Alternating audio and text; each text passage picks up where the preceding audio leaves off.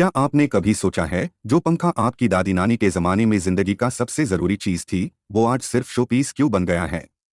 Class 9 का ये chapter winds of change आपको ले जाएगा एक ऐसी जर्नी पार जहां एक सिंपल हैंड फैन पूरी इंडियन कल्चर, क्राफ्ट्समैनशिप और हिस्ट्री की कहानी सुनाता है।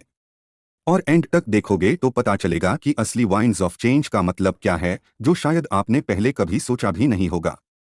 वीडियो को एंड तक जरूर देखना, एग्जाम के इंपॉर्टेंट पॉइंट्स भी कवर होंगे।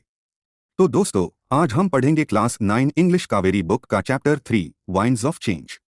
ये एक एक्सपोजिटोरी आर्टिकल है, मतलब ये कोई कहानी नहीं बल्कि इंफॉर्मेशन देने वाला लेख है। इसके साथ एक पोअम भी है, canvas of soil by Maya Anthony. Chapter शुरू होता है पंखा वर्ड के ओरिजिन से। पंखा वर्ड आता है पंख से, जिसका मतलब होता है फेदर, पंख।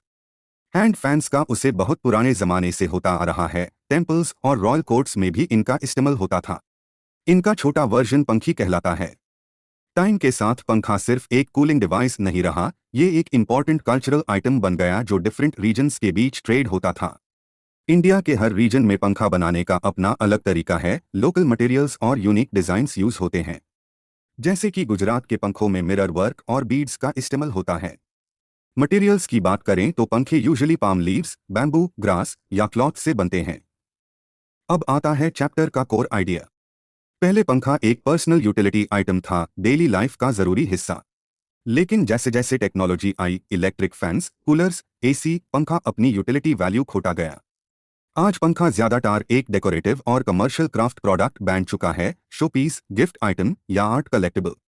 रोजमर्रा की जरूरत से हटके ये अब कल्चरल और आर्टिस्टिक हेरिटेज की तरह सर्वाइव कर रहा है। टाइटल इतना सिंबॉलिक क्यों है? एक तरफ वाइंड्स ऑफ चेंज मतलब है उस हवा की स्पीड जो पंखा और इलेक्ट्रिक फैन दोनों प्रोड्यूस करते हैं, कंपैरिजन।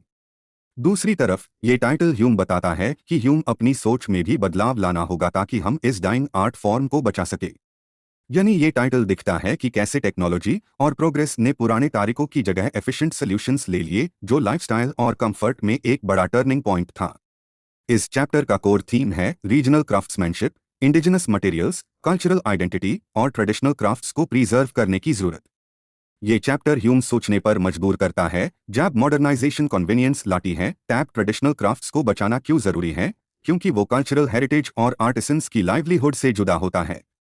चैप्टर का मेन मैसेज है, मॉडर्न टेक्नोलॉजी की वजह से ट्रेडिशनल क्राफ्ट्स की इंपॉर्टेंस कम हो रही है।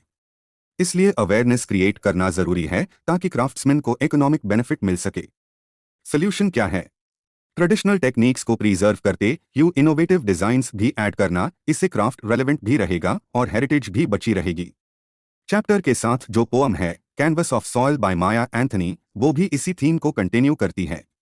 ये पोअम जमीन और बाग को एक क्रिएटिव कैनवस की तरह दिखाती है, जहां ब्यूटी, नेचर और यूटिलिटी साथ मिलते हैं, बिल्कुल वैसे ही जैसे पंखा आर्ट और जरूरत दोनों रिप्रेजेंट करता था।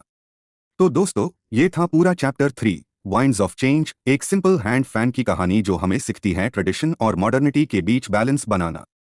अगर वीडियो हेल्पफुल लगा तो लाइक करो, शेयर करो अपने क्लासमेट्स के साथ, और अगर नए हो तो सब्सक्राइब कर लो, क्योंकि पूरा क्लास 9 सिलेबस इसी तरह इजी इंग्लिश में आता रहेगा। कमेंट में बताओ आपके घर में कोई पुराना पंखा है क्या? मिलते हैं अगली वीडियो में। नमस्ते।